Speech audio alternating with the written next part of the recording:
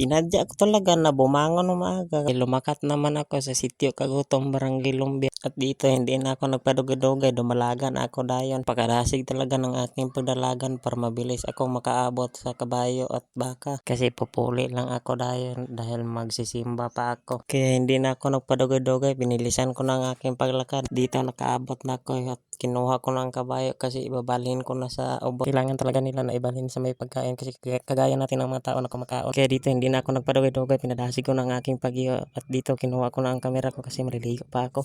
At dito ko siya ibubutang kasi marami ditong pagkain. Kasi kailangan talaga nila na mabubusog para patambok ang kanilang kaunuran sa kalawasan. At pagkatapos kong maghigot sa kabayo, lumakat na ako dayon pagkadto sa aming baka. At dito binalhin ko naman yung baka at pinadasig ko lang ang aking pagkilos kasi nga maliligo pa ako sa katubigan. Alangan naman sa kakahuyan. At dito pumasok na ako sa loob ng aming mansion. Okay, start lang tada na kay taas pantan niya kay naligo ko niya naghukas og bayo niya bakay bawal man mga atuan ang gikrap